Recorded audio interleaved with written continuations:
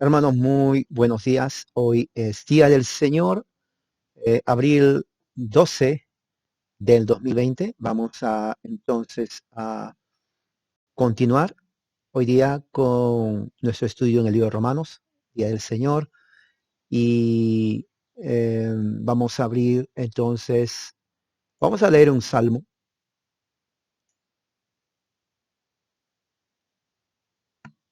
Vamos a abrir Salmo 22.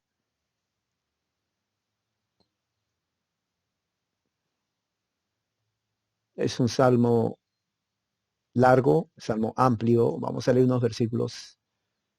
eh, Se puede leer todo. Vamos a leer. Salmo 22. Dice así la palabra de Dios. Dios mío, ¿por qué me has desamparado? ¿Por qué estás tan lejos de mi salvación y de las palabras de mi clamor? Dios mío, clamo de día y no respondes, y de noche, y no hay para mí reposo. Pero tú eres santo, tú que habitas entre las alabanzas de Israel. En ti esperaron nuestros padres, esperaron, y tú los libraste. Clamaron a ti y fueron librados. Confiaron en ti y no fueron avergonzados. Mas soy yo gusano y no hombre, oprobio de los hombres y despreciado del pueblo. Todos los que me ven me escarnecen, estiran la boca, menean la cabeza, diciendo, se, con, se encomendó al Señor, líbrale él. Sálvele, puesto que en él se complace. Pero tú eres el que me sacó del vientre, el que me hizo estar confiado desde que estaba en los pechos de mi madre. Sobre ti fui echado desde antes de nacer. Desde el vientre de mi madre tú eres mi Dios. No te alejes de mí porque la angustia está cerca, porque no hay quien ayude. Me han rodeado muchos toros, fuertes toros de Bazán me han cercado. Abrieron sobre mí su boca como león rapaz y rugiente. He sido derramado como aguas y todos mis huesos se descoyuntaron, mi corazón fue como cera. Derritiéndose en medio de mis entrañas como un tiesto se secó mi vigor. Mi lengua se pegó a mi paladar y me has puesto en el polvo de la muerte. Perros me han rodeado, me han cercado cuadrilla de malignos. Horadaron mis manos y mis pies, contar puedo todos mis huesos, entre tanto ellos me miran y me observan.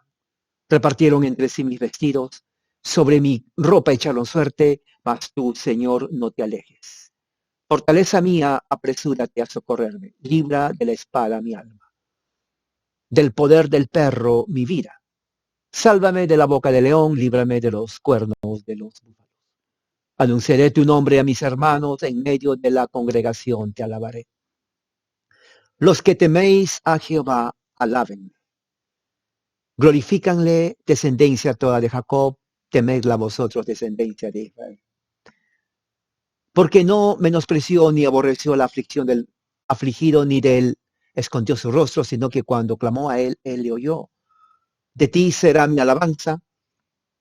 En la gran congregación mis votos pagaré delante de los que te temen. Comerán los humildes, serán saciados, alabarán a Jehová. Los que le buscan, vivirá vuestro corazón para siempre. Se acordarán, se volverán a Jehová todos los confines de la tierra. Todas las familias de las naciones adorarán delante de ti, porque de Jehová es el reino, y él regirá las naciones. Comerán y adorarán todos los poderosos de la tierra, se postrarán delante de él todos los que descienden al polvo, aun el que no puede conservar la vida a su propia alma, la posteridad le servirá. Esto será contado de Jehová hasta la postrera generación. Vendrán y anunciarán su justicia. A pueblo no nacido aún anunciarán que él hizo esto. Es palabra de Dios. Es un salmo que profetiza y habla de Jesús. Jesús mismo dijo en Lucas capítulo 24 a sus discípulos, que tanto la ley, los escritos, los profetas y los salmos hablan de él y se cumplen en él. Esto habla de Jesús, de su pasión, muerte y resurrección. Vamos a orar. Padre Celestial, gracias por esta mañana, que tu gracia y tu amor nos ayude a entender tu palabra y que sea un momento de bendición en este tu día. Que la gracia y la paz de Cristo sea en nosotros y que nos ayude a entender tu palabra en el nombre de Jesús. Te lo pedimos, amén. Muy bien, hermanos, vamos a abrir entonces la Biblia en el Romanos, la carta de Pablo a los Romanos en el capítulo 15. Vamos a leer del versículo 7 hasta el versículo 13. Romanos, libro de Romanos, vamos a leer capítulo 15, 7 al 13. Dice así, tengo aquí la versión Reina Valera y de las Américas. Voy a leer la versión de las Américas. Si tiene la versión Reina Valera me puede seguir. De todas maneras voy a estar usando ambas. Por tanto, escribe Pablo, aceptaos los unos a los otros, como también Cristo nos aceptó para gloria de Dios. Pues os digo que Cristo se hizo servidor de la circuncisión para demostrar la verdad de Dios, para confirmar las promesas dadas a los padres, y para que los gentiles glorifiquen a Dios por su misericordia, como está escrito. Por tanto te confesaré entre los gentiles, a tu nombre cantaré. Vuelve a decir, regocijaos gentiles con su pueblo. Y de nuevo, alabar al Señor todos los gentiles, alábenle todos los pueblos. Y a su vez Isaías dice, retoñará la raíz de Isaí, el que se levanta a seguir a los gentiles, a regir a los gentiles. Los gentiles pondrán en él su esperanza. Y el Dios de la esperanza os llene de todo gozo y paz en el creer, para que abundéis en esperanza por el poder del Espíritu. Entonces, estamos viendo aquí, hermanos, la continuación de lo que Pablo está hablando desde el capítulo 14. ¿Qué dice Romanos capítulo 14? Porque es necesario tener el contexto para ver de qué está hablando Pablo. Recuerde que cuando estudiamos la escritura estamos estudiando escritos de hace 2000 años, en este caso esta carta de Pablo que escribió a los cristianos en Roma. Y en esa carta él está hablando, dando instrucciones acerca de problemas de ese momento, de ese contexto. Problemas que nosotros no tenemos en este momento. Pero sin embargo, podemos sacar principios que nos puedan ayudar a nosotros a cómo, como cristianos hoy, siglo XXI, no en Judea, no en Roma, sino aquí en esa parte de América, que hablamos español cada uno en su país,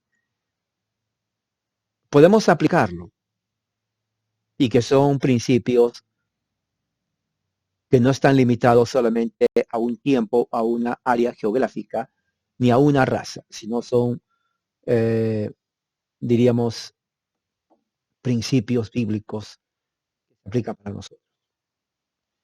Capítulo 14, como vimos, habla de los débiles en la fe. ¿Cuál es el problema? Vuelvo a repetir, ya lo estudiamos antes, tiene que usted saber cuando usted abre las escrituras, ¿no? Cuando usted abre las escrituras, cuando abre usted la escritura y quiere leer un específico libro de la Biblia. Por ejemplo, esto no es una Biblia, son salmos métricos para cantar. Pero cuando usted abre la Biblia y lee un libro de la Biblia, ya sea en el Nuevo, Antiguo Testamento, tiene que entender quién lo escribió y a quién lo escribió. Eso es básico. Eso es básico. En este caso, la carta de los romanos lo escribió Pablo a los cristianos en Roma. Entonces, habla de muchos temas la carta. Lo hemos visto. El capítulo 14 habla de un tema que estaba pasando en la iglesia en Roma entre los cristianos judíos y los cristianos gentiles, en donde se juzgaban uno al otro en cuanto a lo que hay que comer. Los judíos rechazaban a los gentiles cristianos porque el gentil cristiano comía de todo. El judío comía vegetales, y ahí lo dice. Y el gentil cristiano despreciaba al judío porque, bueno, ellos comían más legumbres, vegetales, y nosotros comemos más. Entonces Pablo ve esa situación y trata de resolver ese problema interno, que era más que todo, diríamos, cultural, pero que estaba creando problemas. Entonces Pablo toma no tanto el aspecto cultural, sino el aspecto teológico. ¿Cuál es el aspecto teológico? Bueno, el aspecto teológico es que Pablo empieza desde el principio a hablar del aspecto teológico. Dice recibir al débil en la fe. Eso es teología. Pablo no hace un análisis cultural diciendo a los gentiles, ¿saben qué? Culturalmente ellos son así y ustedes judíos culturalmente los gentiles son así. No habla de eso. Su interés de Pablo va al punto, no quiere perder el tiempo y dice, bueno, dos cosas importantes, los débiles en la fe son los que comen solamente de vegetales. Disculpen judíos, pero ustedes son débiles en la fe. Ahora, los demás, los cristianos gentiles, que ellos pueden comer de todo, no menosprecia al otro. Porque si usted hace tropezar a un hermano en lo que come, entonces no hay amor. Es lo que está diciendo Pablo. No hay amor. Porque uno come por fe dando gracias a Dios y el otro no come y da gracias a Dios también. Es lo que está diciendo. Al fin y al cabo, ninguno vive para sí ni muere para sí. Por eso dice el 8, viene a ser Pablo teológicamente hablando, dice, porque ya sea que vivamos, ya sea que muramos, para el Señor morimos, vivamos o muramos, somos del Señor. En otras palabras, no se peleen en esas fronteras. Si él quiere comer su vida legumbres, que coma. Si usted quiere comer de todo, está bien. Uno es débil, él es débil, porque al fin y al cabo, ya sea que muramos o vivamos, somos del Señor. O sea, Pablo trata de unir. Somos cristianos todos. A pesar de la diferencia en cuanto a comida, somos del Señor, ¿no? Pero Pablo dice en versículo 14, yo sé, confío en el Señor, que nada es inmundo en sí mismo, más para el que piensa que es inmundo, para él lo es. Es que sería interesante cómo pone Pablo. Pablo dice, no es inmundo en realidad nada, pero para el que piensa, lo es. En otras palabras, si su conciencia le dice es, pero en realidad no es. O sea, ahí entra la parte práctica. Si él cree en su conciencia y no puede comer carne, no hay problema, que no coma. Y para él está mal, ¿ok?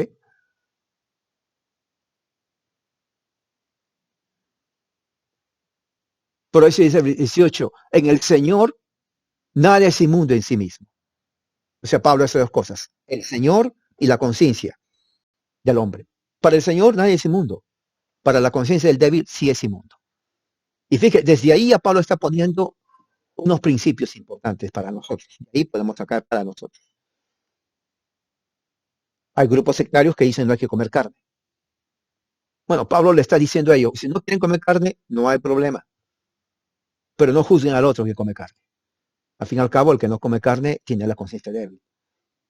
Es más, no solamente tiene la conciencia débil, nada es inmundo en sí mismo. Si él quiere comer, digamos, un asado de carne, que lo coma. El que no quiere, que no lo coma porque su fe es débil, lo que está diciendo, ¿no? Eh, pero luego, aquí hay algo muy importante. Versículo 17. Porque el reino de Dios, dice Pablo, y aquí ya cierra con todo el aspecto teológico. Porque Pablo dice, esto para mí es una pérdida de tiempo. El reino de Dios no consiste en comida ni bebida. Directo, Pablo dice, el reino de Dios no consiste en comida y bebida. O sea, la comida y la bebida no es el criterio para decidir si esto es el reino de Dios o esto no. El que en una congregación no quieren comer carne, o que no lo hagan. Pero no es el criterio para definir qué es el reino de Dios. El que quiere comer de todo, está bien, pero tampoco es el criterio para definir qué es el reino de Dios. ¿Qué es el reino de Dios? Yo les digo, dice Pablo. El reino de Dios es justicia, paz y gozo en el Espíritu Santo. Eso es el reino de Dios. Justicia, gozo y paz en el Espíritu. O sea, el reino de Dios trasciende las diferencias o hábitos culturales. Está diciendo. Si tú no quieres comer ciertas comidas, está bien, pero no lo juzgues y tú comes de todo, no te desprecies. Él es débil, sopórtale, tú no lo juzgues. Porque en realidad esas cosas no tienen nada que ver con el reino de Dios, dice Pablo. El reino de Dios es diferente. El reino de Dios está en términos de justicia, en términos de paz, en términos de gozo, pero en el Espíritu. O sea, hay diferente criterio en cuanto a lo que es el reino de Dios. Entonces, desde el punto de vista, Pablo está diciendo, es una pérdida de tiempo que se peleen en la congregación por comer o no comer. En la congregación es un aspecto espiritual y eso es lo más importante. Porque el reino de Dios es la justicia entre los hermanos. Que cada uno se respete y no se tome ventaja de uno del otro. Gozo en el Espíritu Santo. Y paz. La paz de Cristo en nuestro corazón. O sea, Pablo está con esto rechazando la pérdida de tiempo, los temas que estaban haciendo que los romanos pierdan el verdadero propósito de la iglesia. En la iglesia no vamos a comer, en la iglesia vamos a adorar a Dios. Es un servicio espiritual, personal y de congregación. Pero ustedes están perdiendo su tiempo en la iglesia en que se come o no come y hay conflicto. Eso no es el reino de Dios, es lo que está diciendo. Eso es cuestión de ustedes. Si no quieres comer, no comas. Si tú quieres comer, está bien. No se juzguen, no se menosprecien, porque el reino de Dios, dice Pablo, no está ni en lo que tú comes, ni él no come, o bebida o no bebida. El reino de Dios es justicia, paz y gozo en el Espíritu Santo. Eso es lo que está diciendo. Entonces, una vez que Pablo deja sentado eso, va al capítulo 15. Capítulo 15 dice, así pues, los que somos fuertes, fíjese, hay dos grupos, los que son fuertes, soportemos la flaqueza de los débiles. ¿Quiénes son los débiles? Pablo lo dice, ¿no? Los débiles prácticamente vienen a ser aquellos que uh, rechazan el comer de todo. Su conciencia le dice no coman porque es pecado. Se sienten mal. Entonces, Pablo dice, los fuertes, y él se introduce, los que somos fuertes en el Señor, soportemos, ¿no? Aprendamos a sobrellevar las debilidades, las flaquezas de los débiles. O sea, Pablo no, de una forma increíble, la forma como dice Pablo, está diciendo a los judíos, ustedes son débiles, pero no les dice directo, sino les dice indirectamente cuando habla a los fuertes en la fe. Dice, sobrellevemos a los débiles. O sea, le está diciendo, ustedes son débiles. Y ser débil no está bien. Evidentemente, no está bien ser débil. Lo que Pablo está diciendo, ustedes son débiles, tienen que crecer en el Señor. Porque no está bien que se pongan a pelear por comida o bebida. No nos agrademos nosotros mismos.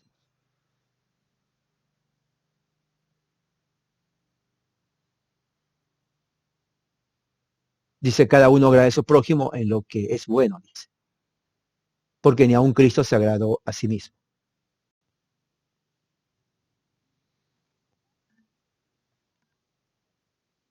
Por eso dice en el versículo 5, pero el Dios de la paciencia y la consolación os dé vosotros un mismo sentir según Cristo. O sea, Pablo está diciendo, tenemos que ser unidos, tenemos que estar unidos. Uh, tenemos que tener un mismo pensamiento. El sentir tiene que ver con el pensamiento. Tenemos que tener la misma mente, el mismo pensamiento entre cristianos. Lo que dice Pablo a los judíos y los gentiles, cristianos. Ya déjense de esas diferencias. Cada uno en su casa come lo que quiere, según su conciencia. Pero en la iglesia, como cristianos, tenemos que ser de un mismo sentido. Es lo que está diciendo Pablo. Entonces, ese principio sí lo puedo traer a nosotros hoy en día. El principio de dejar de lado aquello que no tiene nada que ver con la iglesia, aquello que no tiene nada que ver con el reino de Dios, cosas particulares, y más bien centrarnos en lo que tiene que ver con la iglesia, que viene a ser la justicia, la paz, el gozo en el Espíritu Santo y tener un mismo sentir. Eso es lo importante.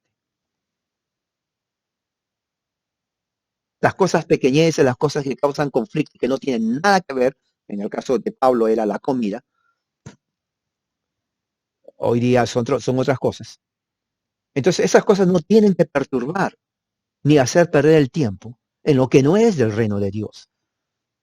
Y yo creo que, así como sucedió en el primer siglo, si estudiamos la historia de la iglesia cristiana 2000 años, ha sido la causa de separaciones, sectas, herejías, apostasías, divisiones de la iglesia, sectas y un montón de cosas.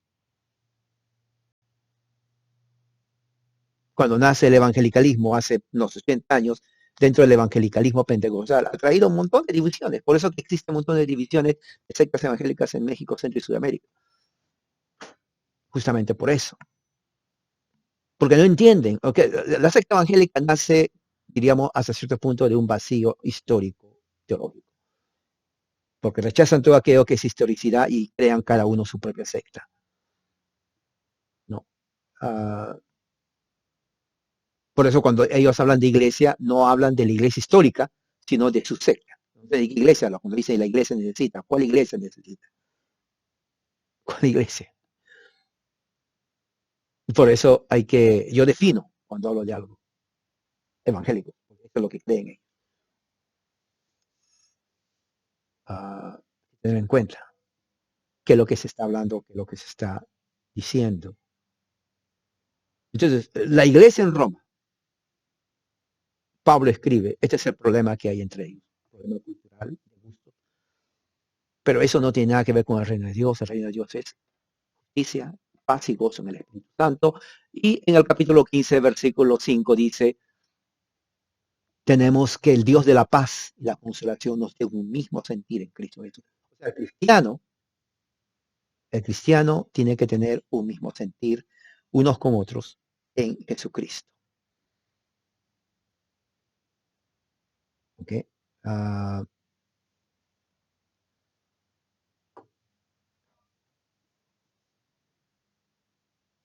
Propósito, versículo 6, ¿para qué unánimes? Ese es el propósito de tener un mismo sentir. A una voz glorifiquéis a Dios el Padre de nuestro Señor Jesucristo. Entonces el punto que Pablo está diciendo, en vez que se separen y haya conflicto en base a comida que no tiene nada que ver con el reino de Dios, tenemos que tener un mismo sentir para en una sola voz, unidos, podamos glorificar a Dios el Padre de nuestro Señor Jesucristo. ¿Se da cuenta de la diferencia? En Roma no estaban glorificando a Dios a una sola voz. Estaban peleándose por la comida, cómo se tiene que comer. Se estaban juzgando y eso no era glorificar a Dios. Pablo dice, dejen esa cosa que no tiene nada que ver con el reino de Dios. Un mismo sentir, pensamiento, unidos, para que unánime, sin división de que yo como eso, no, sino unidos en Cristo Jesús, glorifiquemos al Padre de nuestro Señor Jesucristo. Esa es la razón por la cual existe la iglesia. Para que unidos podamos glorificar al Padre de nuestro Señor. Ahora, de ahí pasa el versículo siguiente. Dice, por lo tanto, ¿no? Dice versículo 7. Romanos 15, 7.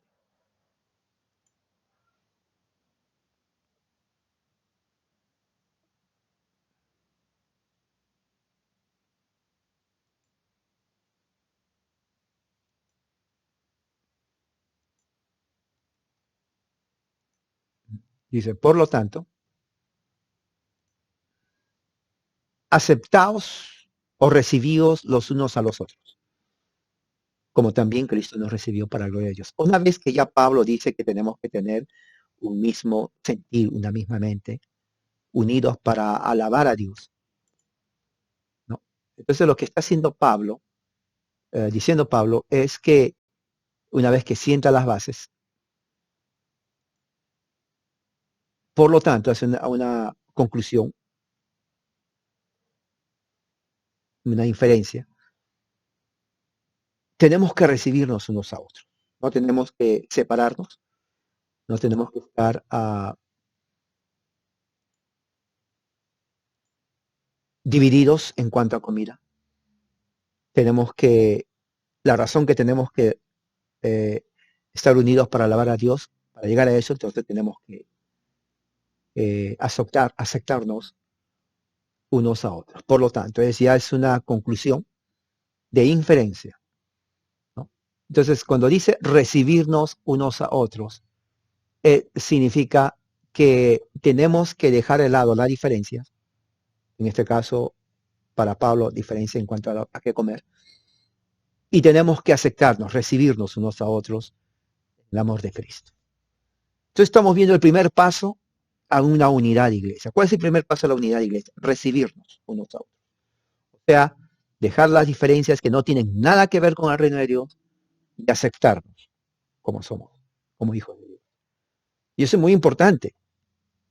Por ejemplo, aunque un ejemplo claro, aunque en Latinoamérica, México, Centro y Sudamérica hablamos español, y a veces inclusive, aunque hablamos español, hay palabras y frases que no entendemos, porque cada región tiene sus palabras, y aunque hablamos español, uno se queda, ¿qué quiere decir con esto? Yo soy de Perú, hay partes palabras que en mi región no se entienden en otras partes. Ustedes de México hay palabras ahí que no se entienden. Ustedes de Chile hay palabras que no se entienden. De Argentina lo mismo. Entonces, hablamos el mismo idioma. Pero hay frases donde uno se queda pensando, ¿qué quiere decir con eso? Entonces, no podemos pelearnos a que, bueno, tú dijiste eso, no te entiendo. O sea, esas diferencias no es motivo para para no estar unidos en el Señor, porque no tiene nada que ver con el reino de Dios. Si en algún país se come cierto tipo de comida, en otro no, no hay que menospreciar.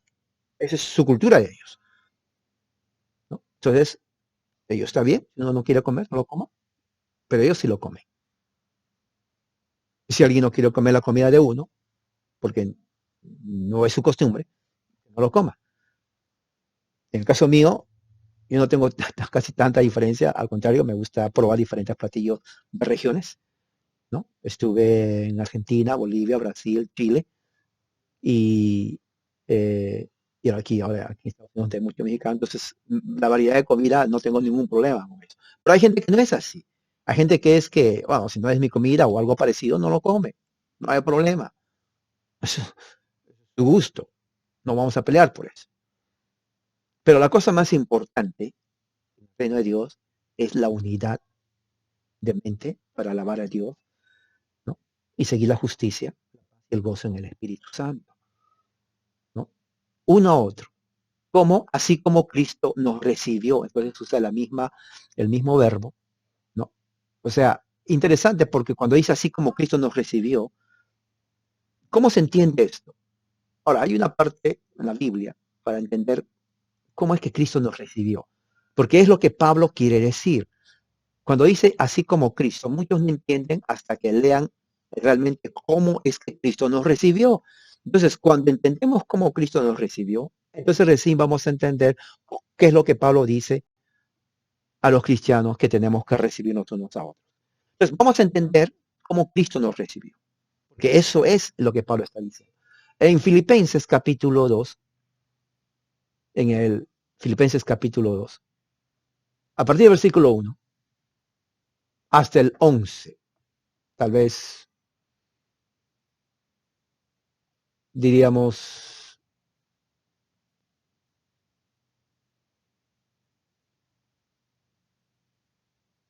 hasta el 11. Filipenses 2, 1 dice, por tanto, y eso es prácticamente lo que Pablo está diciendo, cómo tenemos que recibirlo. Si hay alguna consolación en Cristo, si algún consuelo de amor, o sea que el cristiano en Cristo, si alguna comunión en el Espíritu, si hay afecto entrañable, si alguna misericordia. Mira lo que dice Pablo, completad mi gozo. Entonces, de ahí estamos viendo que gozo, que también lo repite en Romanos, tiene que ver ya con una relación que parte de Cristo. Fíjese, dice completar mi gozo. O sea, lo que está diciendo, no voy a ser gozoso hasta que, y vamos a ver a qué se refiere. Versículo 2. Sintiendo lo mismo. Entonces, Pablo aquí nos da una luz en cuanto a lo que quiere decir en Romanos capítulo 15, versículo 7. Porque lo que Pablo está diciendo ahí cuando dice sean del mismo sentir, ¿no? Cuando dice en el 7, recibíos unos a otros como Cristo nos recibió. Está hablando del sentir, que ya lo dijo en el versículo 6. Seamos del mismo sentir. Entonces, ¿cuál sentir es eso? Bueno, mira lo que dice Pablo en el versículo 2, capítulo 2 de Filipenses, sintiendo lo mismo, pensando lo mismo.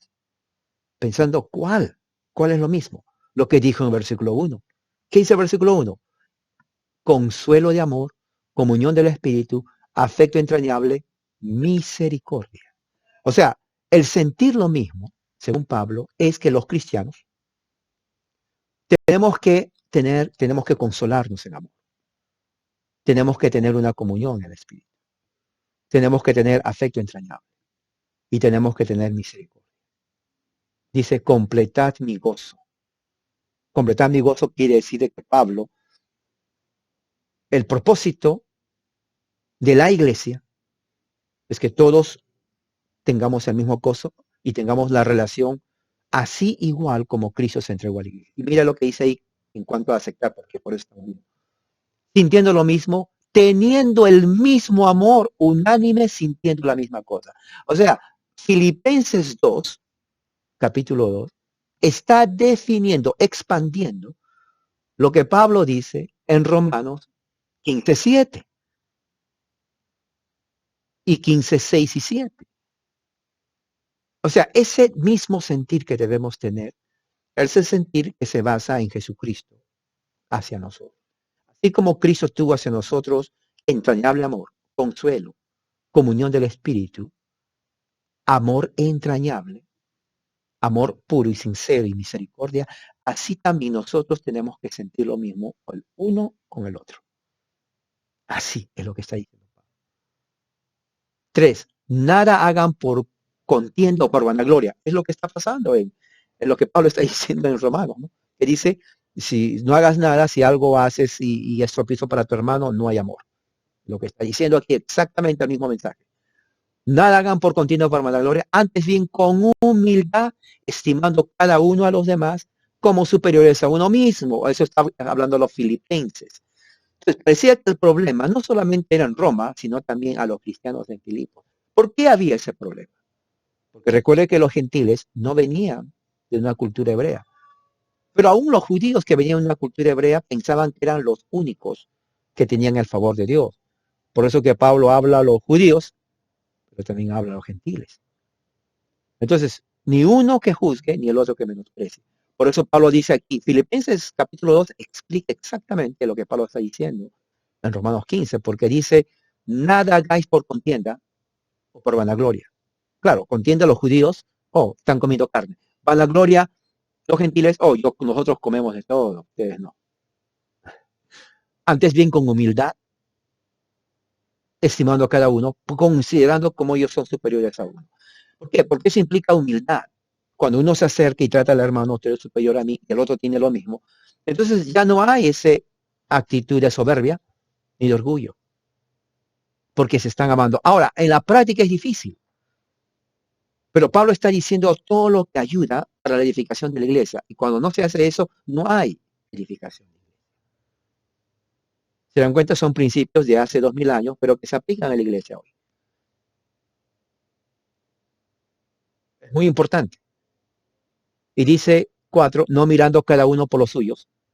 Fíjese, no mirando cada uno por los suyos, o sea, no voy a mi interés, sino también por lo de los, sino cada cual también por los de los otros. O sea, no está diciendo que nos olvidemos de nosotros. Lo que Pablo está diciendo, así como tú te cuidas a ti mismo, no te olvides que tienes que cuidar a tu hermano también. A eso se refiere. No dice, bueno, no me importa mi vida, soy deseado conmigo mismo, nomás para mi hermano. No está diciendo eso. Está diciendo, no te centres en ti solamente, sino también con el hermano, su necesidad. A eso está refiriendo. Por eso dice, haya pues en vosotros este sentir que hubo también en Cristo Jesús. Lo mismo que está diciendo en Romanos 7. Recibíos unos a otros como también Cristo nos recibió. El mismo sentir. ¿Se dan cuenta cómo se complementa un texto con otro? la misma Biblia está definiendo lo que dice Romanos, capítulo 15, 7. Entonces, la pregunta es, ¿cómo nos recibió Jesús? Aquí viene y nos dice Filipenses. El cual, siendo en forma de Dios, fíjese, no estimó el ser igual a Dios como cosa que aferrarse. O sea, él no dijo, ¿cómo me voy a ir al mundo con estos pecadores? Yo soy hijo de Dios. No, dice, él no consideró eso como cosa que aferrarse, sino que se despojó a sí mismo, tomando la forma de siervo, de esclavo, hecho semejante a los hombres, tomó la humanidad, y estando en la condición de hombre, una vez hecho hombre, se humilló a sí mismo, no solamente se hizo hombre, sino que obedeció a Dios, se humilló, haciéndose obediente hasta la muerte, muerte de cruz. Entonces, eso que hizo Jesús, según el aspecto teológico de Pablo, es ejemplo para nosotros, para que nosotros hagamos lo mismo con nuestros hermanos en Cristo. O sea, el nacimiento, vida, pasión, muerte de Jesús no es solamente una narración que termina en la Semana Santa, sino es algo que tiene que estar en nosotros todos los días de nuestra vida, porque es la forma como tenemos que relacionarnos unos a otros. Por eso cuando Pablo dice aquí, así como también Cristo nos recibió, esto es como Cristo nos recibió. ¿Cómo? Nació, vivió en obediencia a Dios, se humilló a Dios cuando pasó todo, cuando se sometió a que sea en la pasión, el sufrimiento de Cristo, los azotes, la crucifixión, sepultado, todo eso lo hizo para que sigamos su ejemplo. Claro, no en el sentido de que vamos a ser crucificados, aunque lo están haciendo en Corea, países comunistas, son, inclusive los musulmanes hicieron mucha atrocidad, pero no es tanto exactamente cómo murió Jesús, sino lo que está detrás de su pasión. Quiere decir, Cristo no miró por sí mismo, sino por su pueblo. Esa actitud tenemos que tener nosotros con los hermanos, es lo que está diciendo Pablo. Así como Cristo se humilló por nosotros, así como Él obedeció al Padre, así como Él dejó su gloria para venir a nosotros, así nosotros tenemos que mirar por lo de los otros. Unánimes, así de la misma forma como Jesús. Eso es lo que está diciendo Pablo en el versículo 7. Y dice, pues os digo que Cristo Jesús vino a ser siervo de la circuncisión. Ahora, ¿a qué se refiere siervo de la circuncisión? Para entenderlo vamos a tener que ir a Gálatas capítulo 4. Cuando dice Jesús se hizo siervo de la circuncisión, dice ahí, para mostrar la verdad de Dios, eso es el Evangelio, para confirmar las promesas hechas a los padres. O sea, acá hay mucha teología. Dice, pues os digo, Pablo está hablando, que Cristo Jesús vino a ser siervo de la circuncisión. O sea, quiere decir, nació en la ley. Circuncisión es ley. O sea, nació bajo la ley para redimir a los que están bajo la ley. Y no dice eso, lo dice Pablo. Mire que le dice Gálatas capítulo 4, ¿no? Dice, pero cuando vino el cumplimiento del tiempo, o fue el momento que Jesús iba a nacer, Dios envió a su Hijo, nacido de mujer, y mira lo que dice después, nacido bajo la ley. Gálatas 4:4. Jesús, lo mismo que dice en Filipenses capítulo 2, se humilló a sí mismo, tomó la forma de siervo. Juan capítulo 1, aquí está diciendo nacido de mujer. Y nacido bajo la ley, quiere decir nació bajo la circuncisión. Es lo que está diciendo. Todo aquel que se circuncida está obligado a guardar la ley. Bueno, Jesús fue circuncidado, nace bajo la ley. Nace bajo la ley. ¿Para qué? Versículo 5, para que libere a causa de precio. Redimir es liberar con un pago, el precio es su muerte, por eso dice redimir, para que redimiera a los que están bajo la ley, a fin de que recibiésemos la adopción de ellos. Porque la ley realmente era temporal, como dice Pablo. La ley solamente apuntaba a Cristo. La ley no salva. La ley estaba preparando para que cuando venga Jesús, bueno, ya vino Jesús bajo la ley, Muy bien, ahora su muerte, él vino a redimir a los que están bajo la ley, porque la ley trae ira y muerte, la ley no salva. Entonces los libera en su muerte en la cruz, ¿no? Y los adopta como hijos. Dios los adopta como hijos. ¿Por qué adoptar? Porque pues Dios solamente tiene un hijo natural, es Jesucristo. Nada más. Nosotros no somos sus hijos naturales de Dios, somos adoptados en Cristo Jesús. Quiere decir que por decreto legal somos hijos de Dios, adoptados en Cristo. Pero fíjese el punto, cuando dice Romanos 7, ¿no? Vino a ser siervo de la circuncisión, está hablando, nació bajo la ley, según Gálatas 4:4. ¿Para qué? Para mostrar la verdad de Dios, para confirmar las promesas hechas a los padres. ¿Cuál es la promesa hecha a los padres? Abraham. En tu simiente serán benditas las naciones de la tierra. ¿Cuál es la simiente? Cristo. ¿Cuáles son las naciones de la tierra? Los gentiles. ¿Qué dice Gálatas 4 otra vez?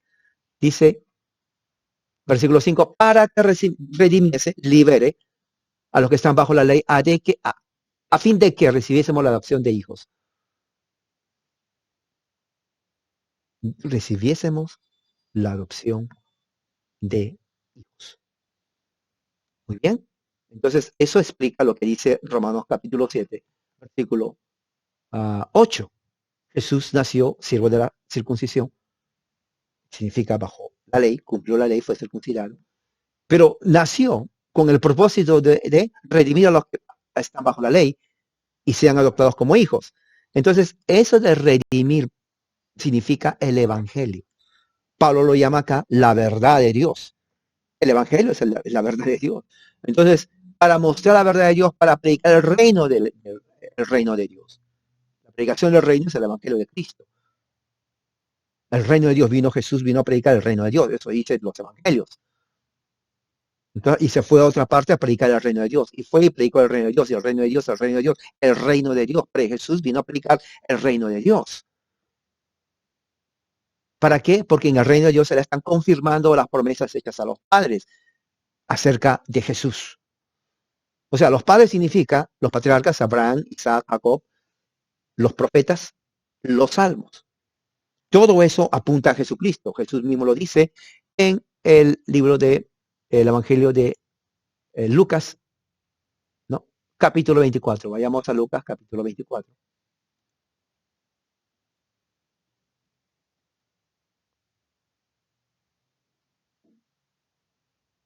Versículo 44. Y les dijo, estas son las palabras que os hablé, dice Jesús, estando aún con vosotros. Y ahora fíjese lo que dice, que era necesario que se cumpliese todo lo que está escrito de mí en la ley de Moisés, en los profetas y en los salmos. Las tres divisiones del Antiguo Testamento. O sea, Jesús está dando su hermenéutica. Cuando ustedes leen la ley, los profetas y los salmos, dice Jesús, está hablando de mí, es lo que está diciendo Jesús. Todo está hablando de mí y en mí se cumple. Esto es lo que yo les estaba diciendo a ustedes, ¿se acuerdan? Jesús lo dice a sus discípulos hace 2000 años. Entonces, a nosotros nos está diciendo lo mismo, que cuando leemos el Antiguo Testamento, estamos leyendo todo aquello que apunta a Jesucristo. Las ceremonias apuntaban a Jesucristo. Las promesas de Abraham, Isaac y Jacob apuntaban a Jesucristo. Los salmos hablan de Jesús. Y dice ahí, versículo 45, entonces les abrió el entendimiento para que comprendiesen las escrituras. Ahora, ¿cuáles escrituras? El Antiguo Testamento. La ley de Moisés, los profetas y los salmos. Entonces, la ley de Moisés, los profetas y los salmos son las escrituras que Jesús está refiriéndose. Cuando Jesús habló a los discípulos, que todos ellos apuntan a mí, entonces les está abriendo el entendimiento, quiere decir, ahora están entendiendo lo que es cómo leer las escrituras. Entonces, la hermenéutica que Jesús utiliza es básica y no es dificultoso de aprender. Es la ley, los profetas y los salmos hablan de mí. Es lo que está diciendo en Romanos capítulo 8. Dijo, pues os digo, Cristo Jesús vino a ser siervo de la circuncisión, la ley, para confirmar las promesas hechas a los padres. ¿Cuáles padres? Abraham, Isaac, Jacob, inclusive lo repite con David, con Salomón.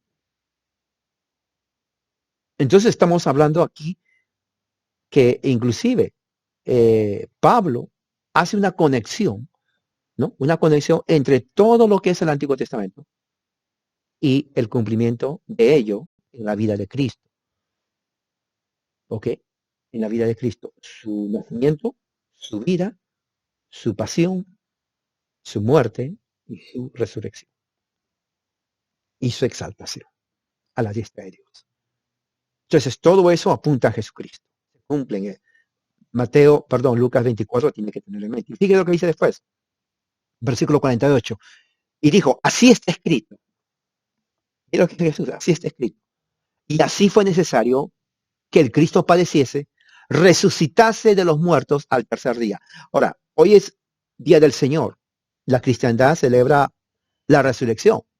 La narrativa es cierto, porque dice las Escrituras. La narrativa es cierto. Jesús resucitó el primer día de la semana, temprano en la mañana. Las mujeres fueron, no encontraron a Jesús. Justamente lo que Pablo está hablando. Entonces, nos estamos dando cuenta que el Evangelio de Cristo, cuando Pablo habla de ello, entonces está refiriéndose justamente a que todo el Evangelio se centra en la vida, muerte, pasión, muerte de Jesucristo y su resurrección. Entonces, cuando Jesús mismo dije, en el versículo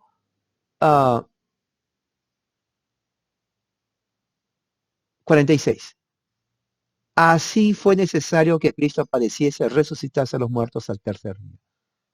Y dice, y que se predicase en su nombre el arrepentimiento. Eso dice Jesús, también estaba profetizado. Y esto lo vamos a ver con Pablo. ¿Ok? Y el perdón de los pecados en todas las naciones gentiles, comenzando desde Jerusalén. Y vosotros sois testigos de estas cosas. O sea, este es el Evangelio, ¿correcto? Lucas está hablando. Pablo todavía no era cristiano. Pablo, después de eso, comienza a ser perseguidor de la iglesia. Pero aquí Jesús nos muestra la base por la cual, porque Pablo llega a saber esto. Lo que Pablo escribe no está en contra o contradice la Escritura. Jesús está diciendo, las profecías de mí a los padres, inclusive las Escrituras, los profetas y los salmos, apuntan a mi nacimiento, mi vida, mi pasión, muerte, resurrección y el mensaje del reino de Dios a los gentiles. Cuando dice las naciones son los gentiles. O sea, el mensaje no es solamente para el pueblo nacional de Israel, sino el mensaje es más allá del pueblo. Por eso dice, empezando desde Jerusalén. Entonces, Pablo tomando eso, dice en el versículo 8, para mostrar la verdad de Dios, el Evangelio, para confirmar las promesas hechas a los padres. O sea, Jesús, según Pablo, las promesas hechas a Abraham, Isaac y Jacob se cumplen en Jesús. Y como se cumplen en Jesús, tal como Jesús mismo lo dice en Lucas, entonces Pablo dice, ¿no?, que los gentiles son llamados para creer en el Evangelio. Y ahí dice Pablo, en el versículo 9, este es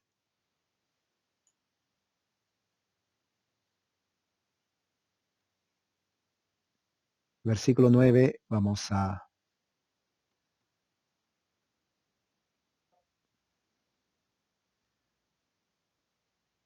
Para que los gentiles glorifiquen a Dios por su misericordia como está escrito. Lo mismo que dice Jesús en Lucas 24. Que su mensaje tenía que ser predicado a todas las naciones. Gentiles. Pablo dice, hablando a los gentiles en la iglesia de Roma, escuchaban a los judíos, hermanos gentiles, no se sientan mal. Porque todo lo que los profetas y los padres hablan de Jesús se tenía que cumplir en Jesús. Para demostrar el Evangelio, la verdad de Dios, y confirmar las promesas que se dieron a los padres en Cristo. Y para que ustedes, los gentiles, glorifiquen a Dios por su misericordia, como está escrito. Y aquí viene la base escritural que Pablo utiliza del Antiguo Testamento para demostrar que ya estuvo profetizado que el Cristo tenía que venir al mundo, sufrir, morir y se predicar el Evangelio. Entonces, estamos viendo aquí Salmo 18:49 menciona el apóstol Pablo. Porque cuando dice, porque está escrito, por tanto te confesaré entre los gentiles y a tu nombre cantaré. Entonces, Pablo está usando Salmo 18:49 para interpretar que Jesucristo está hablando ahí, se cumple en Jesús. Que dice Salmo 18:49, dice, por tanto yo te confesaré entre las naciones, o sea, los gentiles, oh Jehová, y cantaré a tu nombre, en referencia a Cristo viniendo a la tierra a predicar el reino de Dios. Entonces, Pablo está usando como texto de prueba Salmo 18:49 para demostrar a los gentiles, mire, aquí dice que Cristo iba a venir a predicar a ustedes. Y luego dice, y vuelve a decir, regocijaos gentiles con su pueblo. En ese entonces Pablo está usando Deuteronomio 32:43, donde dice, alabad naciones a su pueblo, porque él vengará la sangre de su siervo y tomará venganza de sus enemigos y hará expiación por la tierra de su pueblo. Hablando justamente de Jesucristo. Pero cuando dice alabad naciones, se está refiriendo a los gentiles. Entonces Pablo está diciendo, mire, también Moisés habla de ustedes porque dice regocijaos gentiles con su pueblo. ¿Se dan cuenta, hermanos gentiles? Ustedes no han sido olvidados nunca por Dios en realidad. Al contrario, ustedes estuvieron en el plan de Dios desde el principio. Y ahí está. Y de nuevo dice, ahora Pablo otra vez sigue, alabar al Señor todos los gentiles, alabarle todos los pueblos. Ahora, aquí Pablo está usando los salmos. Salmo 117:1, donde dice, alabad a Jehová, naciones todas, pueblos todos alabad. ¿No? Entonces Pablo luego por tercera vez usa los salmos, que Jesús mismo dice que hablan de él. Fíjese cómo la Biblia no se contradice. Jesús dice los salmos hablan de mí, Pablo utiliza los salmos para demostrar a los gentiles cristianos que sí, realmente ahí hay una profecía de Jesús en donde los gentiles, las naciones, van a alabar a Dios. Y Pablo dice, miren hermanos gentiles, dice también Salmo 117:1, alabar al Señor los gentiles. ¿Se dan cuenta? O sea, no se sientan mal. Aunque no hayan nacido como hebreos, ya ustedes estuvieron en la profecía que se cumple en Cristo. Dios nunca les olvidó. Ustedes son parte del Evangelio. Y termina diciendo, y Isaías ahora ya muestra un profeta. Dice, retoñará la raíz de Isaí, el que se levantará a regir a los gentiles pondrán en él su esperanza. Entonces ya Pablo escribe esto para asegurar a los gentiles, hermanos, no se sientan mal. Si los judíos le critican porque no, ustedes no son parte del pacto, que ustedes son gentiles, que ustedes comen de todo, hermano, no se sientan mal, ustedes han estado en el plan de Dios desde el principio y les da toda esa lista. Y dice Isaías, y eso lo saca de Isaías 11:10, porque dice, acontecerá en aquel tiempo que la raíz de Isaí es Jesucristo, la cual estará puesto por pendón a los pueblos, gentiles son los pueblos, será buscada por los gentiles y su habitación será gloriosa. O sea, aquí está hablando de la expansión del pueblo de Dios. No solamente la nación de Israel, sino todos los creyentes en Cristo, gentiles, junto con los creyentes judíos, forma un solo hombre. Y esto es muy importante que sepamos, porque aquí justamente está hablando de la promesa que se cumple del Evangelio a los gentiles.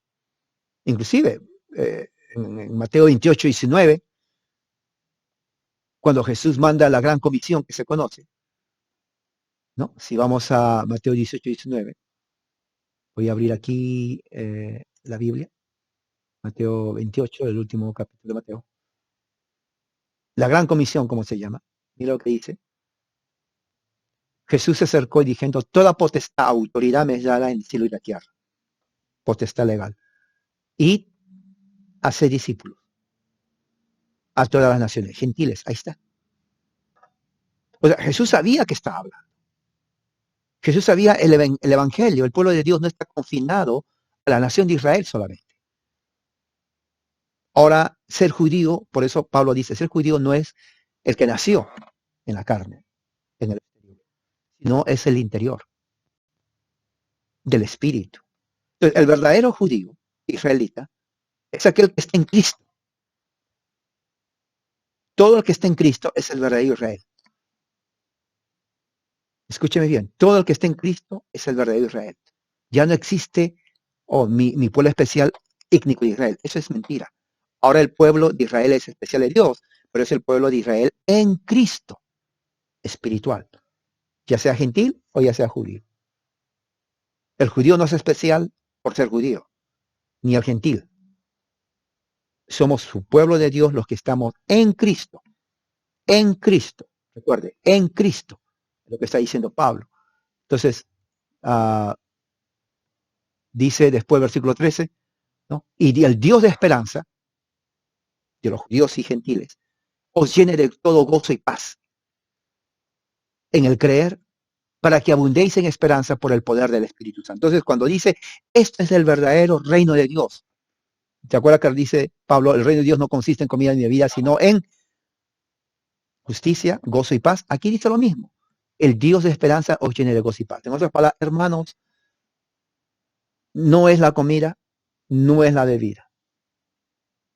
Lo que sí es de importancia es que ustedes, los gentiles, ¿no?, están en Cristo y que el Dios de la paz les va a dar la paz y el gozo de creer y la fe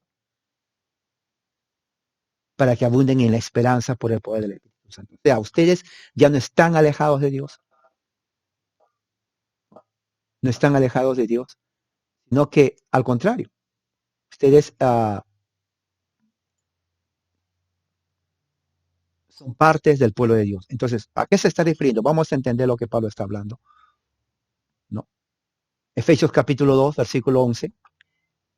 Efesios capítulo 2, versículo 11, Pablo establece realmente lo que significa el verdadero pueblo de Dios. ¿Cuál es el verdadero Israel? Y eso trata de decir en Romanos capítulo 15. Mira lo que dice. Por tanto, acordaos de que en otro tiempo vosotros, los gentiles en cuanto a la carne, erais llamados incircuncisos por la llamada circuncisión. Los judíos le llamaban incircuncisos. Por eso dice Jesús fue nacido en la circuncisión, bajo la ley, hecha con mano en la carne. En aquel tiempo, ustedes estaban sin Cristo, totalmente paganos, alejados de la ciudadanía de Israel, no eran parte del pueblo de Dios, ajenos de los pactos y de la promesa, Abraham, Isaac y Jacob. No tenían esperanza y estaban sin Dios en el mundo. Por eso Pablo dice, ¿no?, en Romanos, el Dios de la esperanza. El Dios de la esperanza. O sea, bien interesante, porque eso tiene que ver con el pacto. Pero fíjese cómo lo pone Pablo. Dice en el versículo 12, alejados de la ciudadanía de Israel. Ahora, póngase a pensar. Si la ciudadanía de Israel no fuera importante, ¿por qué Pablo lo menciona? Porque es importante. Pero fíjese lo que dice. Ajenos a los pactos de la promesa. Pueblo de Dios, pactos de la promesa, sin Cristo y sin Dios. 4 cosas. O sea, los gentiles estaban perdidos porque no nacieron bajo la promesa del pacto, Abraham, Isaac y Jacob. Tampoco eran parte del pueblo de Israel, del pueblo de Dios. Entonces uno diría, bueno, los judíos decían, ¿no? Ellos son gentiles, no son parte, no tienen el pacto de Dios, no son el pueblo especial o el pueblo elegido. Pero fíjense lo que dice Pablo, cambia totalmente el panorama, el concepto de lo que es pueblo de Dios. Dice el versículo 13, pero ahora, fíjense, dice el pero, la conjunción de contraste. ¿Cuál es la conjunción de contraste? El tiempo en el versículo 12 era en aquel tiempo, pasado. Entonces, con la conjunción de contraste se pasa al tiempo presente. Ahora, en aquel tiempo y ahora. En aquel tiempo estaban sin Cristo. Versículo 13, pero ahora en Cristo. Fíjese, en aquel tiempo sin Cristo. Ahora en Cristo. En aquel tiempo estaban alejados de la ciudadanía de Israel, ajenos a los pactos de la promesa, sin esperanza y Dios en el mundo. Ahora, dice, habéis hecho sido cercanos, ya no están alejados, ya están cerca, ya están, es más, cercados significa ya están adentro. ¿Cómo? Nosotros no somos israelitas, no hay necesidad, dice Pablo. Ya son parte por la sangre de Cristo. Fíjese la diferencia. O sea, lo que Pablo está diciendo, si antes, sin Cristo, no eran parte del pueblo de Israel, ahora escuche eso, ahora en Cristo son parte del pueblo de Israel. Eso es lo que está diciendo. Si antes estaban hechos ajenos a la promesa, ahora en Cristo son partícipes de la promesa, de los pactos de la promesa. Teología del pacto. Si antes no tenían esperanza, ahora tienen esperanza. Si antes no tenían a Cristo, ahora tienen a Cristo. Si antes no tenían a Dios, ahora tienen a Dios. Pero ¿cómo, Pablo? A través de la sangre de Cristo. ¿Se dan cuenta por qué la muerte de Cristo es importantísima? Y el versículo 14, Pablo mismo lo dice, porque Él es nuestra paz, Jesús, que de ambos pueblos, judíos y gentiles, hizo un pueblo, derribando la pared intermedia de separación. Ahora, no está diciendo que destruyó al pueblo de Israel. Lo que Pablo está diciendo es que ya el pueblo de Israel ya no está definido en términos técnicos, sino espirituales. Por eso dice, de ambos pueblos hizo uno. Entonces, Pablo dice, estar en el pueblo de Dios significa estar en Cristo. El verdadero pueblo de Dios, el verdadero Israel, es el judío y el gentil que están en Cristo, un solo pueblo. Ese es ahora el verdadero pueblo de Israel. Porque eso significa que los gentiles ahora están bajo el pacto de la promesa, ¿no? Y son parte del pueblo de Dios verdadero. Por eso dice 15, aboliendo en su carne las enemistades, la ley de los mandamientos, expresados en ordenanzas, para crear en sí un solo y nuevo hombre, que es pueblo, haciendo la paz, y mediante la cruz, la muerte de Cristo, reconcilió a ambos en un solo cuerpo, matando en ella las enemistades. Por eso Pablo dice en Romanos 15, eso de comida, de bebida, eso no es importante. Lo importante es la justicia, la paz y el gozo en el Espíritu Santo. Y dice 17, y vino y anunció las buenas nuevas a vosotros que estabais lejos.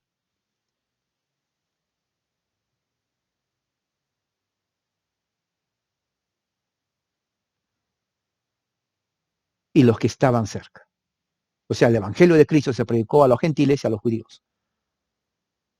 Para que por medio de él, de Cristo, los unos y los otros, judío y gentil, tengamos entrada a un mismo espíritu al Padre. Ahora, ¿qué es lo que está diciendo algo?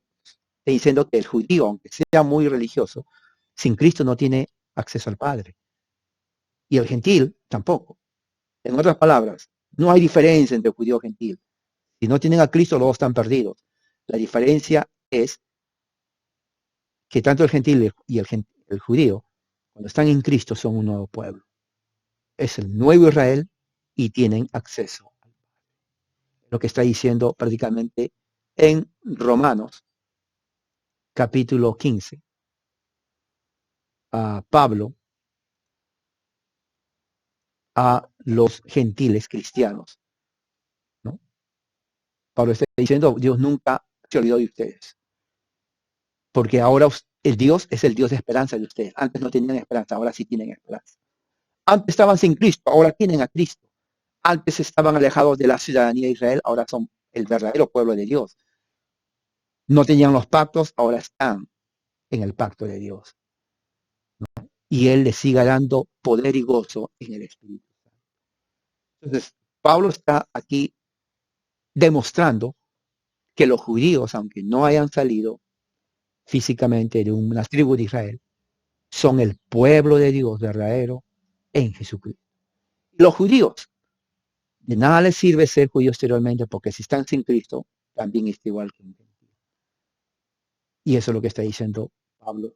Lo importante es que el Evangelio se predicó a los gentiles. Y esto lo estaba diciendo, aunque está diciendo a los gentiles, también quería que los judíos entiendan. Porque muchos de esos judíos decían, ¿y por qué llaman a los gentiles? Pablo dice, un momento, el Evangelio es para todos. Está profetizado con Moisés, los salmos y los profetas, exactamente como dijo Jesús en Lucas 24. Y con eso Pablo demuestra a los judíos que estaban ahí, no desprecian a los gentiles, porque están en Cristo, son parte del pueblo de Dios. Vamos a orar. Padre Celestial, gracias por tu amor y misericordia. Señor, oramos a ti, que tu gracia, tu amor, sea siempre con nosotros y que haya sido de bendición este tuyo en el nombre de Jesús. Gracias en el nombre de Jesucristo. Amén. Hermanos, y que la gracia y la paz sea con todos ustedes. Sigan este día el Señor orando y en edificación leyendo su palabra.